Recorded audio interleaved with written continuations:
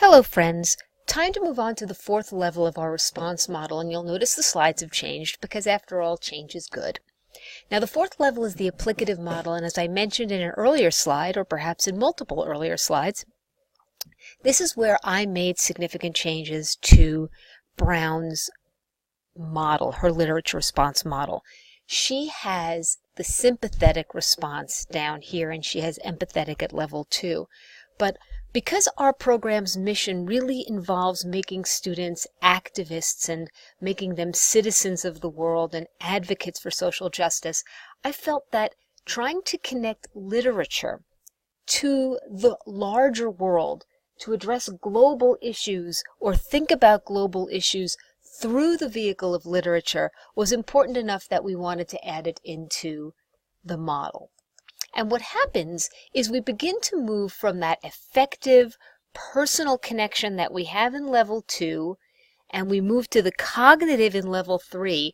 And here at level 4, we're sort of doing both. We're beginning to combine them a little bit.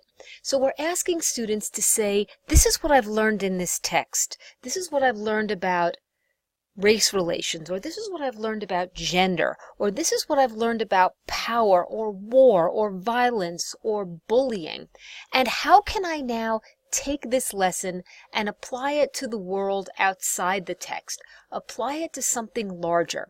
I want to move students at this level from a personal response to the text to this idea of a larger social awareness.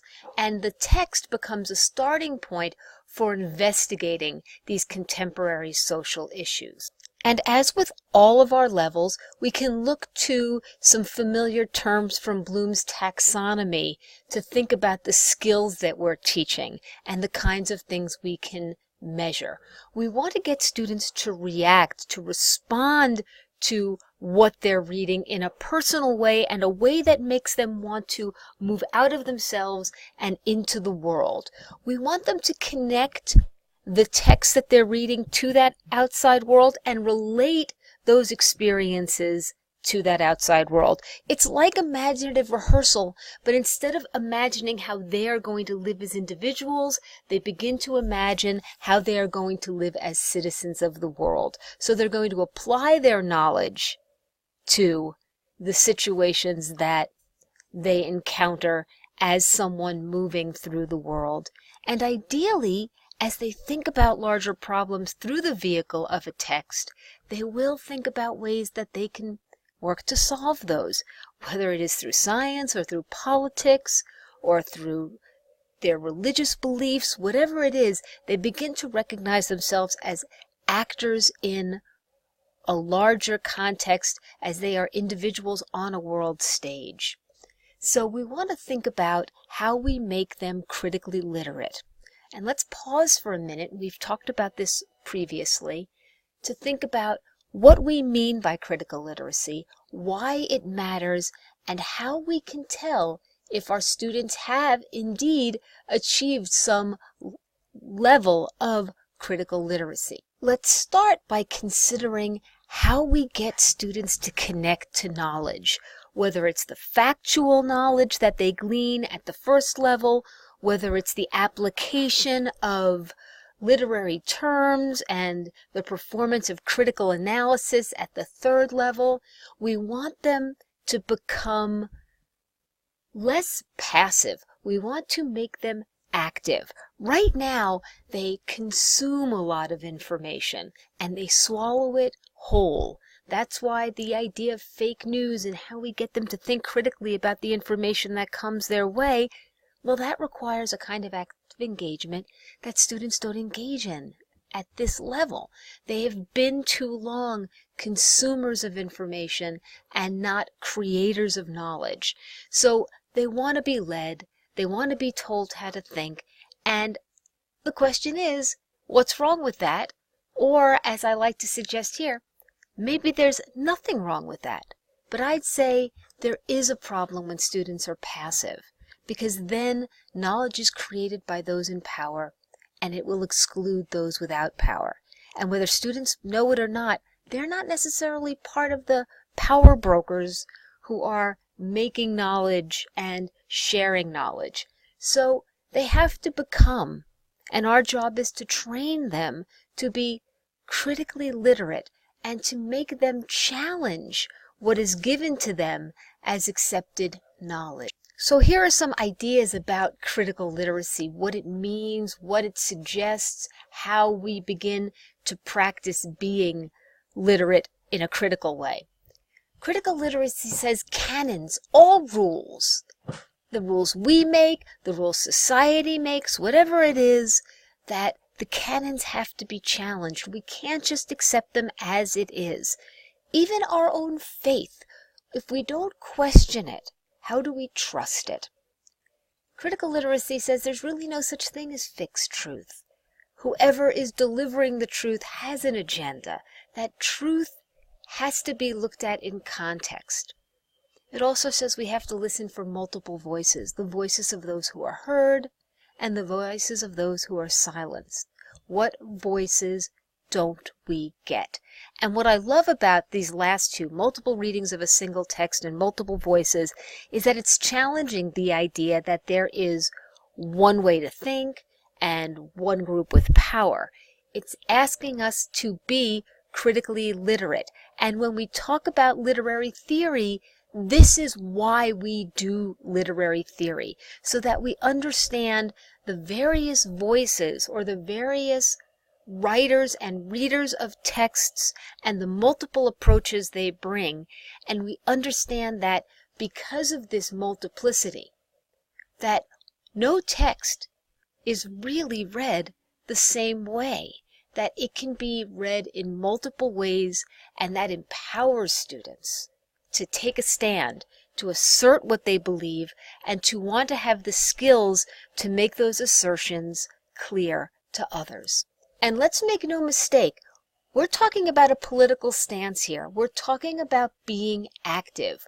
We want to think about where power rests, who has power, who doesn't have power, and how do we challenge what is fed to us by the group with power. As it says here, the knowledge created or endorsed by the powerful is called dominant knowledge. But not all power brokers are legitimate, and they don't all have the best interests of everybody in mind. So a critically literate student looks to create knowledge rather than receive it, and that comes through challenging and questioning and engaging with the text they study. So this is an active role and not a passive role. This also goes back to what we read about motivation and goal setting. It gives students responsibility, because the responsibility of citizenship means being critically literate and engaging actively, challenging what's dominant, and making sure that their voices are heard. They are not silenced because of their race, their class, or their gender, or other qualities, that place them outside the majority. So the question is, how do we do this? And questioning is the answer. The question is the answer to our question. And I want to talk about the types of questions that we can use to engage students, to create critically literate students, to interrogate the dominant knowledge. I want us to think about the difference between authentic and inauthentic questions. And inauthentic questions are the kind that have predetermined answers. And it says to the student, I'm really not interested in what you have to say. I just want you to give me the answer I'm looking for. I always call that the find the nut in my pocket. And I don't know where that comes from. I got to Google that. But that's the kind of question it is. And I'm guilty of that. Sometimes I'll ask a really poorly phrased question looking for a single answer.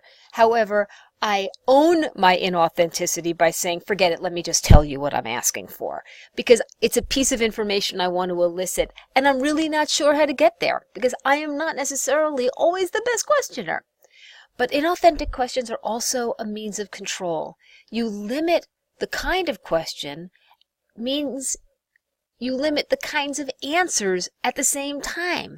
And by limiting those answers, you're controlling how the reader engages with the text.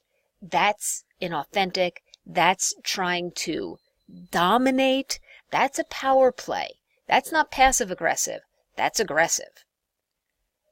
So what do we mean by authentic questions? They don't have answers. So many times students will look to us when you ask a question and they're looking to you for the answer. And I want to say, I don't know what the answer is. That's why I'm asking it. Because they see you as the person in power. Again, think about the idea of motivation and the sense that we learn together as a motivating force. Students want to defer to us as the one with the knowledge. But that's the old model of student, open your mouth and let me pour information into you. It's the model of the sage on the stage, whereas now we're trying to consider ourselves guide on the side. I hate those little phrases, but it does capture what we mean. You know, it's funny. One of the professors I had in graduate school, a man named John Shawcross, who's brilliant. Google John T. Shawcross and you'll see his hundreds of books. He was a Miltonist and he studied John Donne. He studied everything. Anyway, he was on my committee for my doctorate. He actually directed Peter's committee. And he used to say that only insecure people lecture. And that's because they're afraid of giving up control. They're afraid of learning more because it's in the give and take of questioning with students at any level that learning takes place. And I'm never inauthentic when I say to you or I write on your lesson plans, I'm stealing this and taking credit for it as if it's my own, because we really have come to something interesting in what you have done. And so I don't really take credit. I always tell them that I got this from a student. But the point is that learning doesn't stop, and the source of new information can be anyone and anything. Authentic questions also honor what students bring to the text. It says you have information, you have schema, you have experiences, a la stick student, so let's see what those experiences tell you. Obviously, as a middle-aged, back end of middle age, white woman who grew up in an urban environment, when I traveled to Laredo, Texas, I had to rely on my students' experiences to tell me and teach me about being marginalized, because I had none of that experience. I had never been marginalized. So tapping into students' prior experiences and honoring them and letting students know you honor them, huge factor in motivation. Huge. It's huge. And that was not a political comment. And it's also good teaching. Take what you can grab from your students. See what they can tell you, because they're often more in touch with contemporary ideas than you might be. But authentic questions also make students work. It challenges them. It says that whatever you know isn't everything. There is more to the world. And you need to open yourself to those experiences, and you need to take them in. And if you remember in our discussion of schema, if we think of it as our little file cabinet in our head with everything we've ever learned, we have to take in new information and decide what we're going to do with that new information. Are we going to replace something that we thought with something new? Are we going to modify what we have? Or do we have to simply throw out an old idea because it was wrong?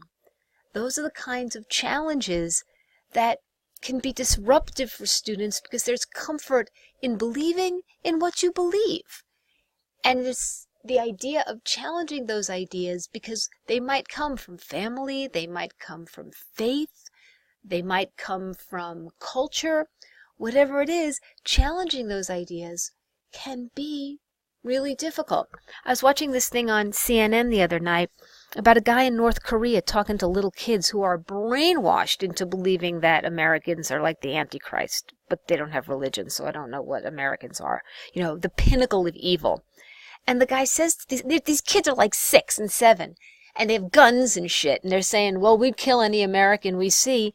And the guy says to them, but I'm an American, and you seem to like me.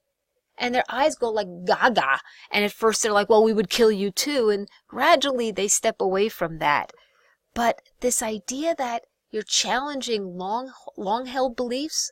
Really hard sometimes to make peace with that for a student. So there are three types of questions. If we want to sort of quantify or qualify or whatever it is, distribute how questions fit, we can put them into these three categories: so traditional, negotiated, and oppositional. And the first two types, traditional, are those regurgitation questions. They require a kind of preferred reading of the text. In a sense, they are kind of level 1 questions because all they're asking you for is the facts. So on the one hand, level 1s are asking for the facts. They're not ideological. As this definition suggests, traditional questions could be ideological. So think about that. Then negotiated questions, they do ask student for input. They talk about you. But even if you ask the students, what do you think, or how would you act? Even if you use the second person, it doesn't necessarily suggest that we're going to oppose or challenge the text. So it introduces the student, but it keeps the student reading a traditional interpretation. It's not asking anything that's going to create a kind of critical, analytical relationship with the text. And so the student isn't challenging the authority of the text, they're just answering it. So that would be a level 2 that doesn't move on to thinking about the larger implications of a text, if that makes sense. It would be trying to get a student to relate to a text, but without a larger purpose, without a sense of how are you going to act in the world. And I think that's the element of Louise Rosenblatt that changes some kinds of questions from negotiated to the next kind of question, which is, let me move my cursor down here, oppositional. And these are questions that resist, oppose, or challenge the authority of a text. It says to the text, who says? Why do you feel like you can say that? Who gives you the right? And these are the authentic questions. So traditional questions are valuable for ensuring a factual understanding, and negotiating questions ensure that we care about the issues we're going to be asked to interrogate. So there you see level 1 and level 2 questions at play. So let's make our next step and talk about how we deal with these kinds of authentic questions. We have to construct good questions, especially at level 2, because that's where we can begin to negotiate the text and move to opposition. We can ask the students, how do you feel? How do you connect? What experience have you had like that? And sometimes those experiences will be similar and some they will be different. Or if you're reading a text where a character really is marginalized, asking a student to connect to that. Have you ever felt that way? Gets them thinking about what it means to be marginalized. So we can use negotiated questions to lead us towards oppositional questions. But we do need to see either how writers are simply spewing a dominant ideology or challenging a dominant ideology. So as you're reading the texts that in my text set, and as you begin to think about your text set, think about the power of the questions that you can ask. And remember, questioning, that kind of question and answer, is a very solid way of running a course and running a lesson. But what you do with the answers, how you gather them, how you elicit them, that's the art of teaching.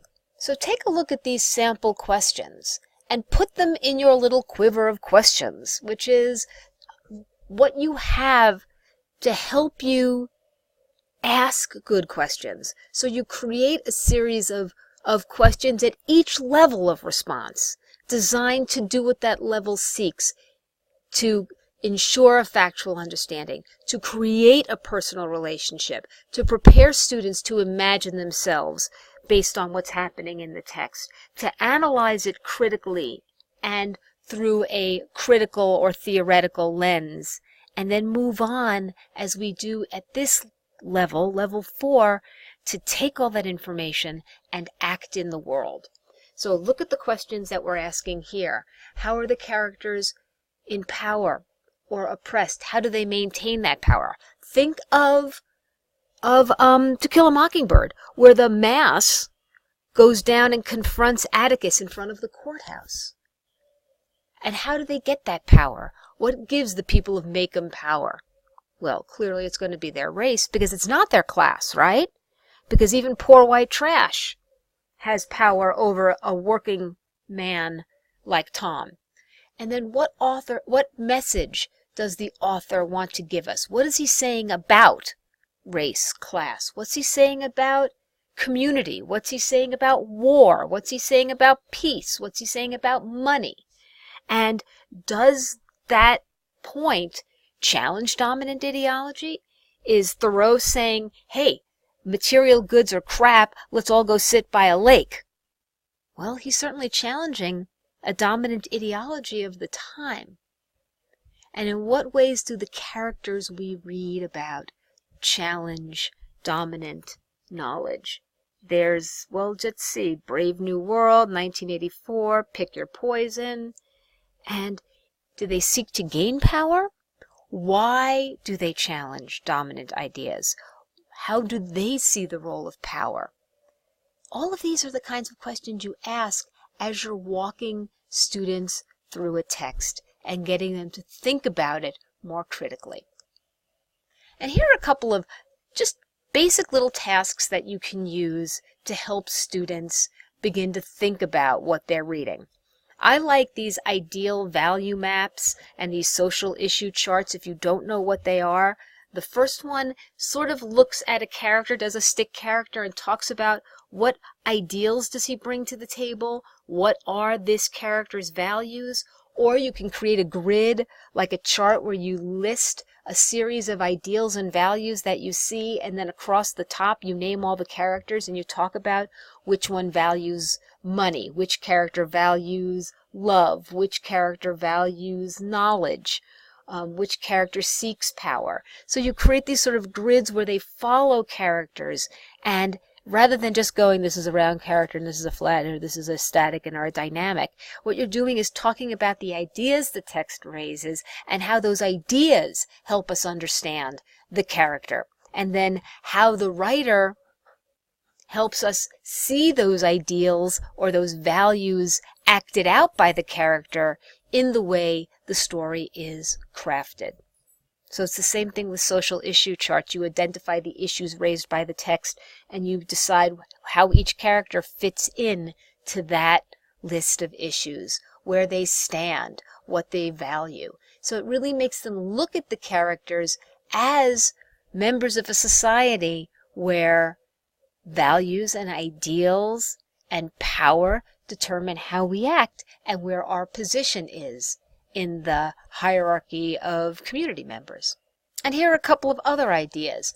You can, of course, use journal prompts that ask students to consider social issues. So you can talk about To Kill a Mockingbird and say, what is this novel saying about race? Or what is Atticus saying about race? Or what should we think about those who are mentally impaired, a la Boo? Or what is our obligation to those in need or those weaker than us? And actually, despite my love-hate relationship to Kill a Mockingbird, I think the Boo Radley character is so powerful because he is heroic. He does insert himself into the story even though he's the most shy.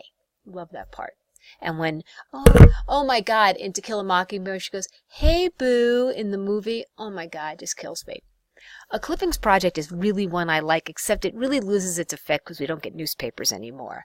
But the idea that students collect information about an issue, they track an issue that's happening, and they begin to think about it, and they begin to draw conclusions about it based on what they gather. And you can do this, for example, by having them gather information from competing sources. You can have them go to something very left-wing and something very right-wing.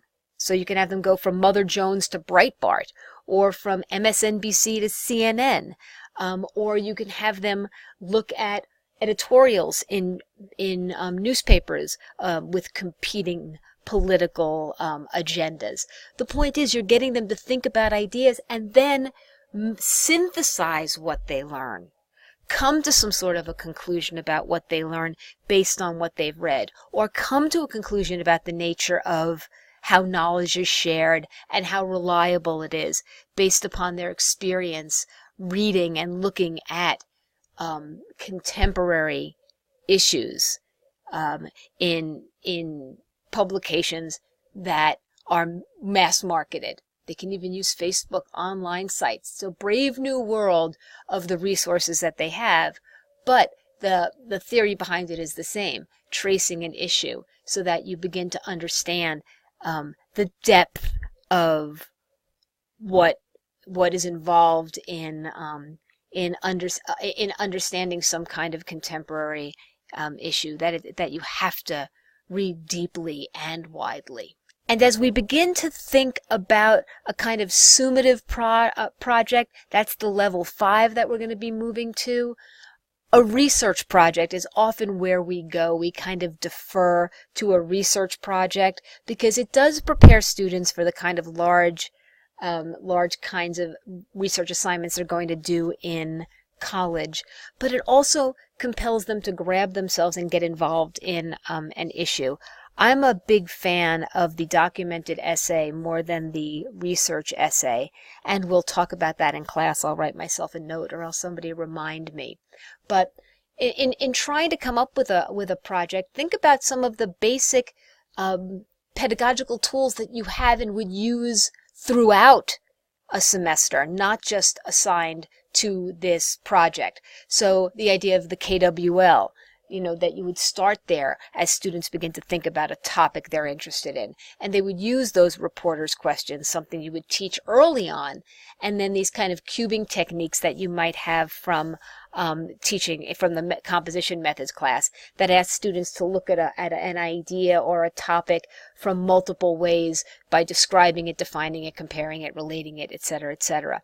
So these ways to get students to wrap their brain around a topic, and that's what we mean by critical literacy, that you begin to examine it from multiple sides, that you interrogate it, that you worry it, that it becomes this what started as a single statement or a single idea expands and blossoms because of how deeply you dig into it and from how many points of view.